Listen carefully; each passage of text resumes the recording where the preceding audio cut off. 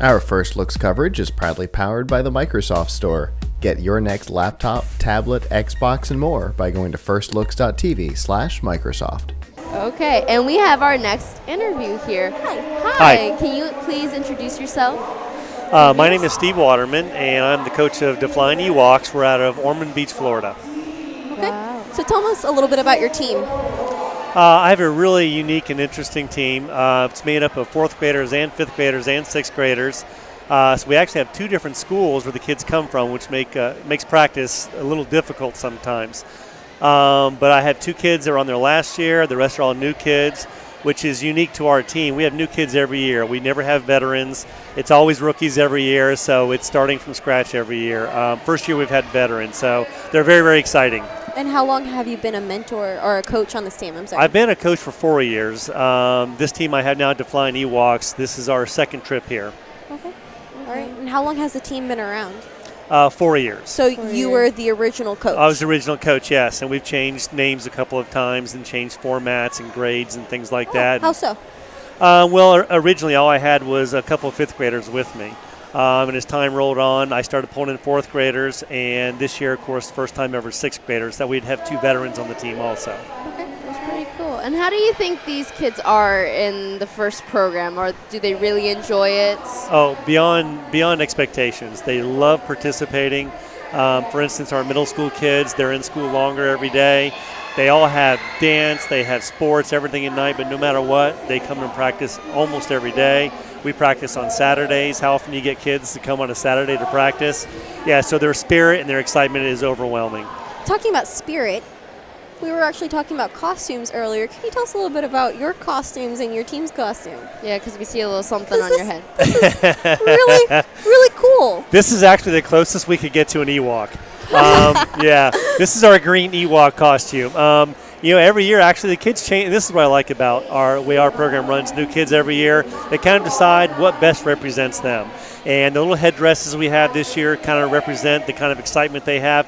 We're a very chaotic team. They wanted something representing chaos, and I think these hats do it justice, right? Nice. Yes. And you mentioned that you had your own children on the team. Yes. So can you tell us a little bit about how the dynamic was from being on the team and being at home, and how they felt about being on the team? Well, it's actually been pretty easy because my daughter is the only one who's been on the team, but she's also in my class as a student. So that dynamic of having your child as, both a pupil and on the team has been pretty easy. The fun part is, we travel home for practice. We get to talk about practice, get home, and we're still talking about practice. So it's easy to turn it on and turn it off, but she loves doing it and loves having me there with her. So it works out nicely. And how old is she? She is 11. Yeah, wow. She'll be 12 in a couple weeks. I want to ask, what made you start a First Lego team? Because that's not just something you just do. That's a commitment. Well, that's actually a really good question, because when I first started, I knew nothing about it. My next door neighbor is a mentor for an FRC team. Oh. And he came to me one day and he said, "Have you ever heard of First Lego League?" And I said, "I know nothing about it." And he didn't know much either, but he was trying to, form a little system where we live in Ormond, where I could work with the kids in elementary, then a middle school team, and then a high school team. So he asked me to go ahead and start one. So we started one that year, and that was 4 years ago, and this is where we are now. That is so cool. And you mentioned you've been to this championship twice now. This is your 2nd time? This is actually the 4th time. The 4th time. You've been here 4 years in a row? Our first year we made it every year since then. So we're just trying to get out of that the regional championship into the States. Yes. You guys must be really extraordinary. That's awesome. The kids are amazing. Yes, That's they're really amazing. Cool. Yes. So being here for the 4th time, do you have any students that have been here every single year?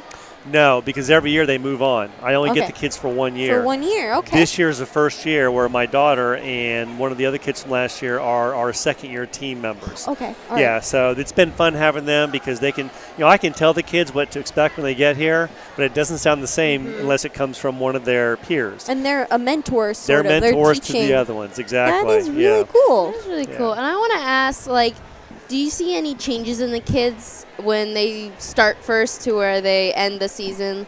Oh, extraordinary changes, not just from the robotics side, because I think that's the easiest thing to teach, but the whole concept of core values guiding your life.